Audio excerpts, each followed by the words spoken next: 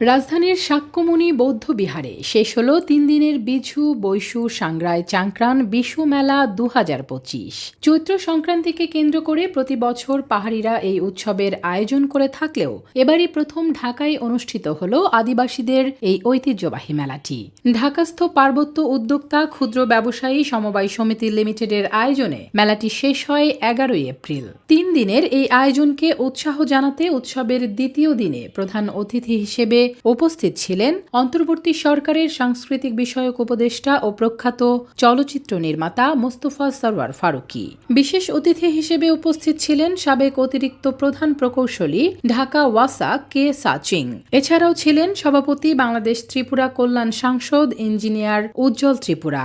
এ সময় তারা মেলা পরিদর্শন করেন এবং আগত উদ্যোক্তাদের সাথে মতবিনিময় করেন। সবাই যেন উৎসবটা করতে পারে, আমরা যেন সবাই একসাথে মিলিত হতে পারি, এটা যেন আমাদের সবার উৎসব হয়ে ওঠে। কারণ বাংলাদেশটা আমাদের সবার, এই যে আমাদের সবার, এই যে সবাই, এই সবাই জিনিসটা, সবাই এবং বাংলাদেশ, এই দুইটা শব্দ আমাদের মাথায় এবং আমাদের সব দর্শনের মূল্যে আছে। আমরা বিশ্বাস করি এবারের মধ্য দিয়ে ব্যাপক উৎসবের সূচনা হলো, অন্তর্ভুক্ত হলো। এটা সামনের দিন শুধু বাড়বে বাড়বে এবং আমি নিশ্চিত আগামীবার যখন আমি এখানে আসবো, আমি দায়িত্বে থাকি বা না থাকি, তখন আমি দেখবো যে আরো বড় হয়ে গেছে এবং আমার এসব করা সম্ভব নয়। আদিবাসীরা বিভিন্ন ক্ষেত্রে খেলাধুলা, সাংস্কৃতিকভাবে, অর্থনৈতিকভাবে, শিক্ষায় তার অবদান রাখছে। যেহেতু এই বাংলাদেশ আমার, এই বাংলাদেশ সকলের, এই বাংলাদেশ আমাদের। আমরা বাংলাদেশকে অত্যন্ত ভালোবাসি, এদের প্রিয় দেশ। আপনি স্যার বলেছেন আমরা সকলে বাঙালি, চাকমা, মারমা মিলিত বাংলাদেশ, আমরা সেটাই ধারণ করি।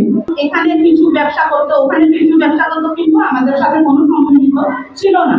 তো করোনার পরে আমরা যখন একটা সম্মিলিত হতে পেরেছি, সেই কারণে আমরা এখন একসাথে অনেক দূর আশা করি যেতে পারবো আপনাদের সহযোগিতা পেলে। আমরা কখনো দেখি নাই যে ১৫ বৈশাখের আগে এই যে বিশু হয়, বৈশু হয়, চাংক্রান হয়, সাংগ্রাই হয়, এত বেশি আলোড়ন সৃষ্টি করে বাংলাদেশে কোথাও কখনো আমি আমার এই বয়সে আমি কখনো অনুষ্ঠান দেখতে পাই নাই।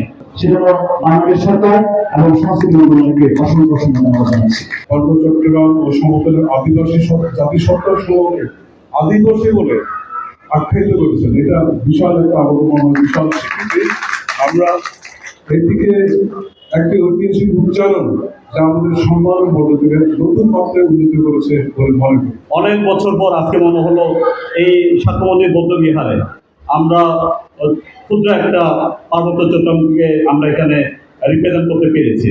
আজকের এই অনুষ্ঠানটা ঢাকাস্থ পার্বত্য উদ্যোক্তা ক্ষুদ্র ব্যবসায়ী সমিতি, তাদেরকে আমি আমার তীব্র সম্প্রদায়ের পক্ষ থেকে অনেক অনেক ধন্যবাদ এবং কৃতজ্ঞতা জানাচ্ছি। পাহাড় ও স্থলের এক বিরাট মেলবন্ধন তৈরি হয় এই মেলায়। তার পাশাপাশি ৩ পার্বত্য জেলার ৪৫ জন উদ্যোক্তার ৩০টি স্টলে পাহাড়িদের খাবার, পোশাক ও তাদের চাষের সতেজ সবজির পসরায় যেন জমে উঠেছিল এই মেলাটি।